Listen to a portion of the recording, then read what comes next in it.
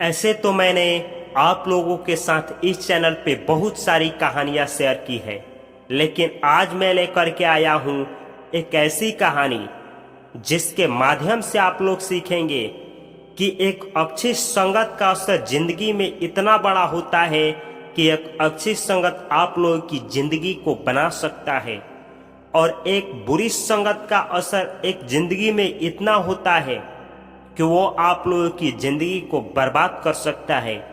इसको हम लोग एक कहानी के माध्यम से समझने का प्रयास करेंगे, जो कि कहानी इस तरह से है। एक चील का अंडा किसी तरह एक जंगली मुर्गी के घोंसले में चला गया और बाकी अंडों के साथ मिल गया। समय आने पर अंडा फूटा। चील का बच्चा अंडे से निकलने के बाद यह सोचता हुआ बड़ा हुआ कि वह मुर्गी है। वह उन्हीं कामों को करता जिन्हें मुर्गी करती थी। वह जमीन खोदकर अनाज के दाने चुगता और मुर्गी की तरह ही कुड़कुड़ाता।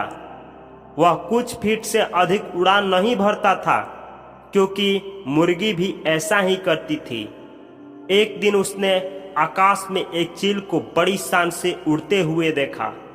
उसने मुर्गी से पूछा, उस सुंदर चिड़िया का नाम क्या है?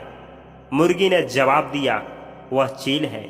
वह एक शानदार चिड़िया है, लेकिन तुम उसकी उड़ान नहीं भर सकते।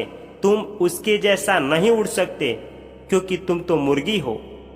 चील के बच्चे ने बिना सोचे विचारे मुर्गी की बात को मान लिया।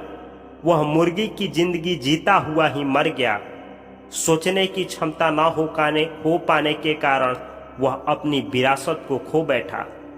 उसका कितना बड़ा नुकसान हुआ। वह जीतने के लिए पैदा हुआ था, पर वह दिमागी रूप से हार के लिए तैयार हुआ था। हाँ दोस्तों, आप लोग सीख सकते हैं कि जैसे उस चील के बच्चे ने, जो कि मुर्गियों के घोंसला में पैदा हुआ, वह चील होने के बावजूद भी उन अंडों के संगत में रहने के कारण वह भी मुर्गी ही हो गया। क्या आप लोग नहीं मानते कि अगर आप लोग भी अच्छे लोगों के संगत में रहेंगे तो आप लोगों की जिंदगी भी अच्छी हो जाएगी? अगर आप लोग बुरे लोगों के संगत में रहेंगे तो आप लोगों की जिंदगी भी एक दिन बुरी हो जाएगी। तो इस कहानी से हम लोगों को यही सीखने को मिलता है कि अगर हम लोगों को संगत खराब है तो अपनी संगत को बदल देनी चाहिए, क्योंकि अंततः दुनिया यह नहीं देखती है कि तुमने कितने दोस्त बनाए।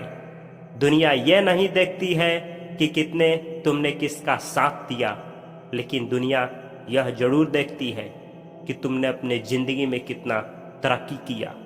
तभी तो कहा जाता है, अधिकतर लोगों के लिए यही बात सच है।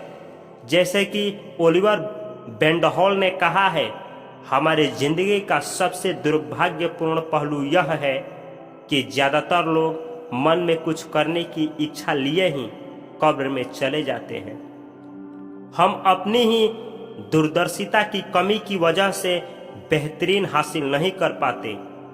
अगर हम चील की तरह आकाश की बुलंदियों को छूना चाहते हैं तो हमको चील के तौर तरीकों को सीखना होगा। अगर हम खुद को कामयाब लोगों के साथ जोड़ेंगे तो हम भी कामयाब हो जाएंगे। अगर हम चिंतकों के साथ जुड़ेंगे तो हम भी चिंतक हो जाएंगे। ये एक संगत का असर होता है। तो इस कहानी से हम लोगों को यही सीखने को मिलती है कि अगर हम लोगों की संगत खराब हो तो जितना जल्द हो सके हम लोगों को अपनी संगत को बदल देनी चाहिए, अपनी तरक्की के लिए, अपने परिवार की तरक्की के लिए और इस मुल्क की हिफाजत के लिए। Thank you so much for watching. Thank you so much.